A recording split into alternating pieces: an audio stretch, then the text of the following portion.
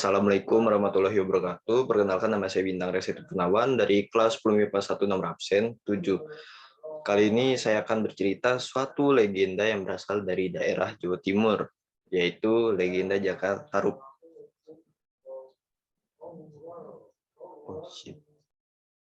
Jaka Tarub adalah legenda Nusantara yang sangat populer di Pulau Jawa, khususnya Jawa Tengah dan Jawa Timur. Konon, kisahnya terjadi di sebuah desa Widodaren, Kecamatan Gerih, Kabupaten Ngawi, Provinsi Jawa Timur. Di desa Widodaren, terdapat sebuah makam yang diyakini sebagai makam Jaka Tarub. Pada zaman dahulu kala, hiduplah seorang janda yang hidup sebatang kara karena tidak memiliki anak dan suaminya sudah lama meninggal. Janda tersebut bernama Mbok Rondo Tarub. Karena hidup sebatang kara, suatu hari Mbok Rondo Tarub mengangkat anak lelaki yang masih bayi.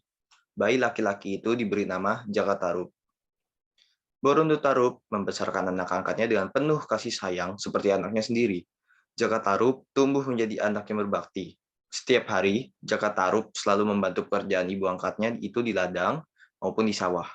Selain itu, Jaka Tarub juga gemar berburu di hutan.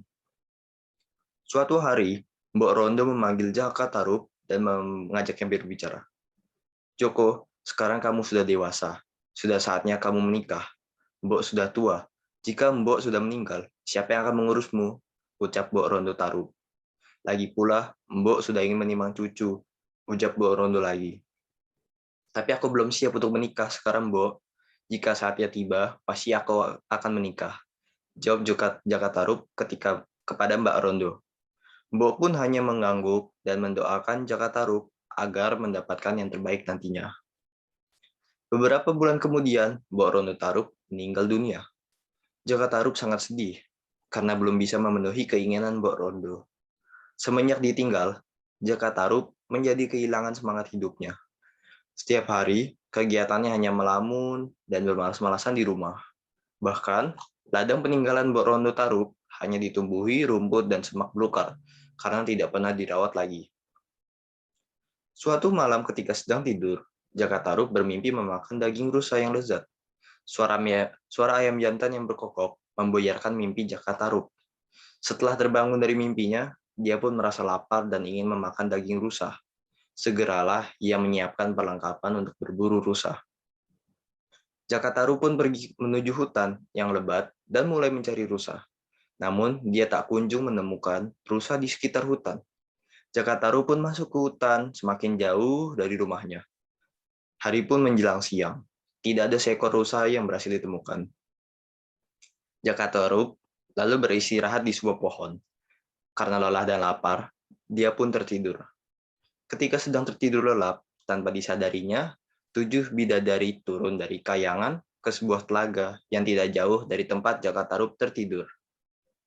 Ternyata bidadari tersebut turun dari kayangan untuk mandi di telaga tersebut. Tiba-tiba, suatu ide muncul di kepala Jaka Tarub. Akhirnya, ia mengambil salah satu selendang bidadari itu. Setelah para bidadari beres mandi, mereka pun berdandan dan siap-siap untuk kembali ke kahyangan. Ketika hendak kembali terbang ke kahyangan, seorang bidadari kebingungan mencari selendangnya. Keenam bidadari lainnya turut membantu mencari, namun hingga senja tak ditemukan juga.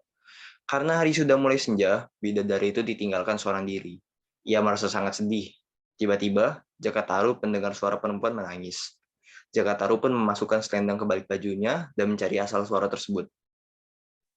Jaka Tarub menemukan asal-muasal suara tangisan itu.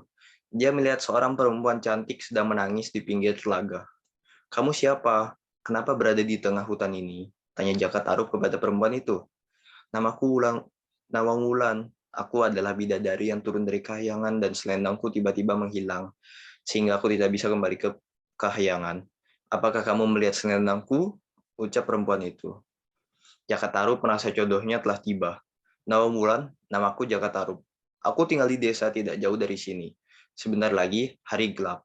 Lebih baik kamu ikut bersamaku karena banyak binatang buas berkeliaran saat malam di hutan ini," kata Jaka Tarub.